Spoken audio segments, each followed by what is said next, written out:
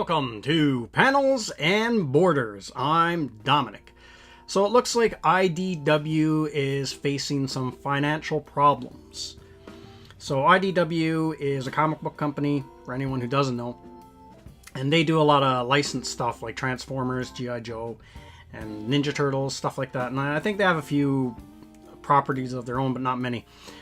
So basically, I found this article here on Bleeding Cool. So I'll read a little bit. I'm not going to go through the whole thing because it's really long, but I'll leave a link in the description for the full article so you can go read the full thing. But it goes into a lot of detail about financial dealings and goings on with the company. That's really dry. But I'll read a little bit of it.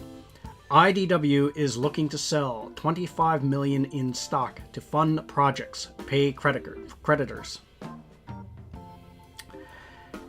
Following up on the news earlier this week that IDW Media Holdings has engaged JP Morgan to assist in a review of strategic relationships and alternatives to maximize stockholder value and to realize the full potential of its vast content, library, and pipeline.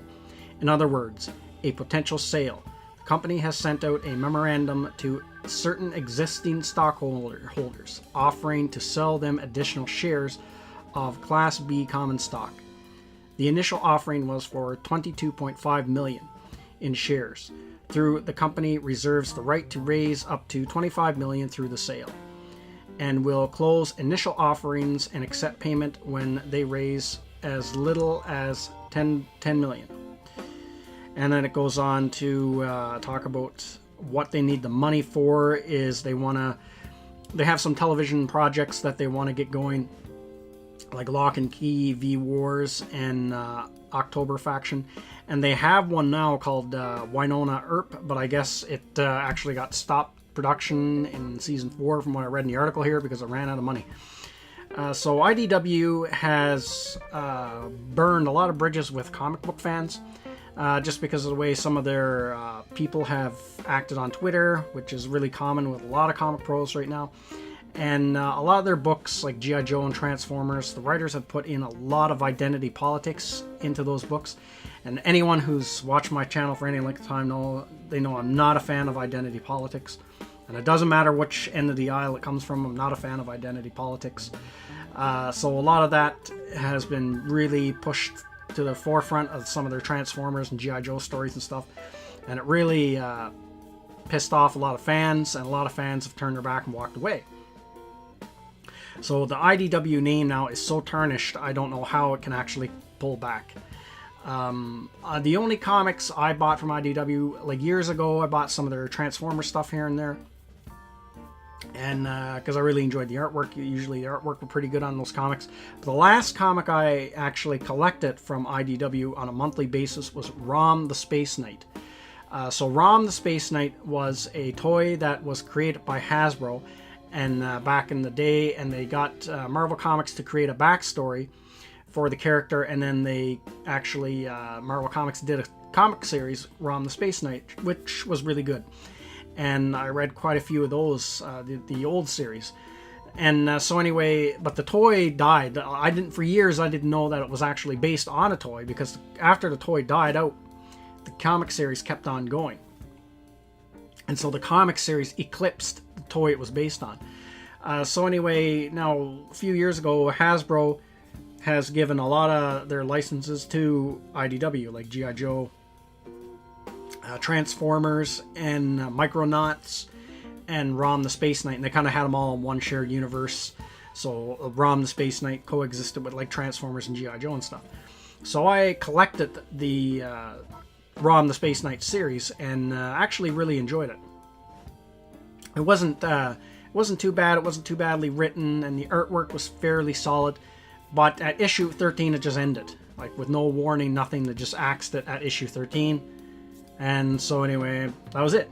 So I never did buy anything else from IDW, and I looked at some of their G.I. Joe stuff and that, but the artwork was really bad, and just the identity politics that was put in there just completely turned me off. So this is not surprising that they would be struggling. The comic book industry as a whole is struggling right now. Even Marvel Comics, their sales are down, and it's just kind of like just a lot of the most current thing that's hurting the comic book industry. A lot of people think it's the identity politics.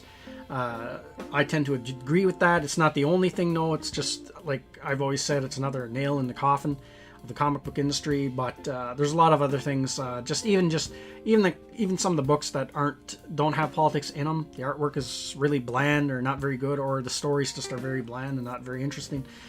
And so, like, Marvel is like a sinking ship right now. Marvel Comics, like the MCU is doing great, and that's making Disney millions of dollars. But if Disney decides to get rid of Marvel Comics, the undertow, when that ship goes down, the undertow is going to take all these little guys with them, like Image, IDW, and IDW is just hanging on by threads here now. So I don't really see IDW lasting much longer. They might be able to scrape by a few more years with this plan to sell all these stocks, basically sell their company, and to try to pay the creditors and stuff and that off. But interesting development in the world of comic books. It's kind of like rough times right now for the comic book industry. Superheroes have never been more popular, but comics they're not popular anymore. And that new reader base they're going for doesn't seem to be catching on.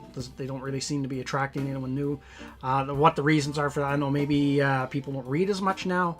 That could be a thing. Maybe just readership across the board is down. Kids, they want to be on their iPods and play video games and stuff like that. And so comic books is just like an outdated form of entertainment, which is kind of sad. But I mean, it'll always exist in some form, I think, comics, but it'll be a much more of a niche market. So it's interesting what's happening to IDW, and that's why it's important, when you have these kind of companies, that the people who work, the writers and the artists and the people who run the company, don't run their mouths off online and burn all the goodwill that they have with the fans. Because if this company folds up, I don't think there's going to be too many sad fans. A lot of fans aren't really going to care, because they've burned a lot of goodwill with the fans. So that's everything I got to say in this video. Let me know what you think in the comments section, and I will see you at the next one. Thank you to all of my subscribers, and thank you for watching this video. And if you're new to the channel, like, subscribe, and share. And don't forget to hit the bell icon for notification when new videos are uploaded.